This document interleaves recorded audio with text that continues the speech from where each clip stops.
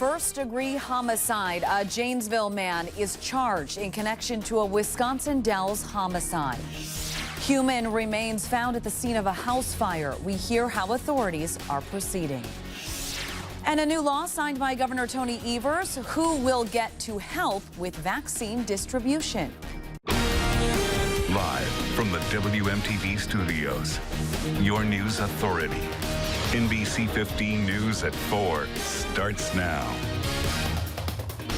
Before we get to those stories, a live look through our Capitol sky cam. Nice sunshine coming through that top left corner. Meteorologist Brendan Johnson is in the First Alert Center.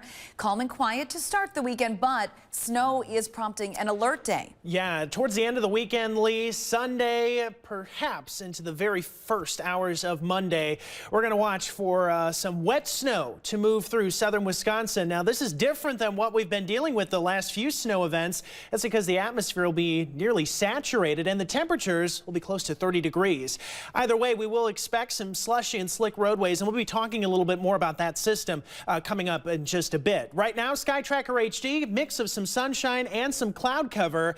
The clouds, however, are going to be breaking as the evening wears on, so expect mainly clear sky with a few clouds out there. That also means plummeting temperatures. We'll go from the teens down into the single digits, and as we wake up tomorrow morning, likely to be in the single digits below zero. However, temperatures, they're going up from here, 20s, 30s, you're 40 by next week. We'll talk more about that and this weekend's snow in the 7-day forecast here in a little more than 10 minutes.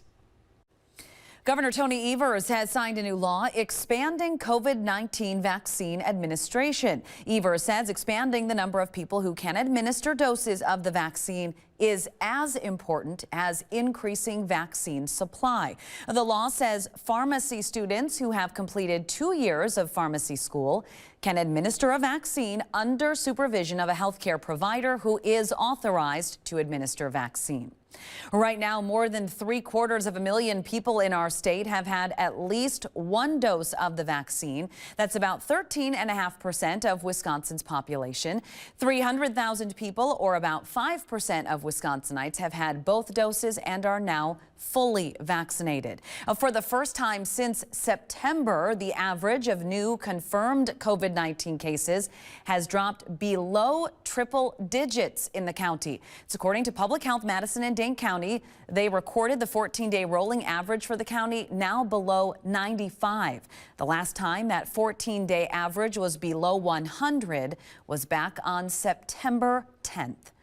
Meantime, the University of Wisconsin-Madison is warning of a recent spike in COVID-19 cases. The university sent an email to students today, a day after a more contagious variant was detected in the county. According to the university, there were 112 confirmed cases reported Wednesday and 99 more on Thursday of this week. University officials say many of the new individuals who tested positive admitted to attending gatherings with or without masks.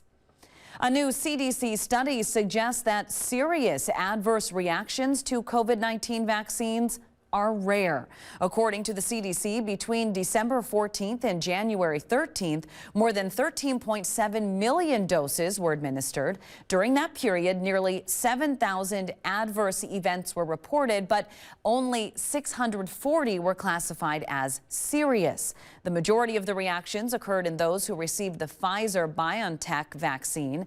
The CDC also says they've received 62 reports of anaphylaxis, with 74% occurring in those who also received that Pfizer vaccine.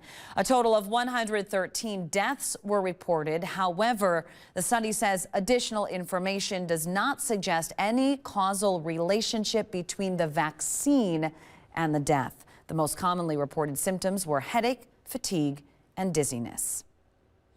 Pfizer and BioNTech are now saying their coronavirus vaccine can be stored in normal freezer temperatures. The vaccine is currently required to be stored between minus 112 Fahrenheit to minus 76 degrees Fahrenheit. The company says new data show the vaccine remains stable when stored between minus 13 to 5 degrees Fahrenheit for up to 2 weeks. Those temperatures are more common for pharmaceutical freezers and refrigerators. The companies say they are asking the FDA to update the emergency use authorization with the new temperatures for storage.